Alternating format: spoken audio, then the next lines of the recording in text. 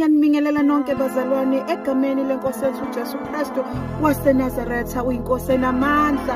Awubazalwane nalizwi uMose ubhalela isizukulwane saka-Israyeli, uyabakhumbuza ngalo nkulunkulu obakhiphile ezweni lobugqili eGibhithe.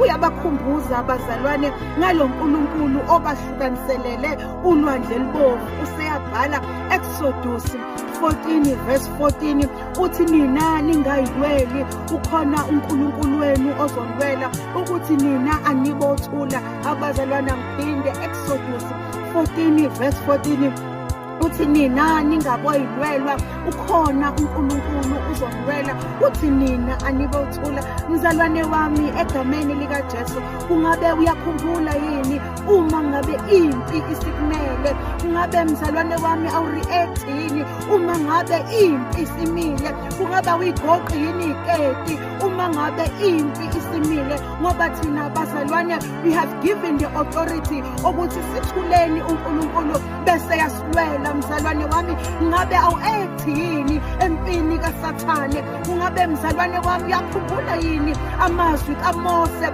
uma ngabe uMose esikhumbuza ethi thina sihlukile silohlobo le-generation engaphikisani namaqhinga aSathane, kodwa thina siyathula bese unkulunkulu edlala indima yakhe. Haleluya! Ungabe usakhumbula yini mzalwane ukuthi thina silaba abathulayo bese kugijima unkulunkulu phambili? Ngiyayazi impi imile, uthi uMose uma ngabe uvuka impi endleleni thina siphenduli, uthi thina sireact. Miningi bazalwane, siyazi ukuthi impi yona isihalela ukuthi ivuke, kodwa kumele sikhumbule ukuthi ukhona unkulunkulu, uyena ozosithwalela leli jokwe. Angazi impi yakhe kuphi, angazi noma impi yakhe isekhaya yini, angazi noma impi yakho isemsebenzini yini, angazi noma impi yakho ikubantwana bakho, kodwa uMose uzosikhumbuza ukuthi uma ngabe impi sivukile, our responsibility ukuthi sithule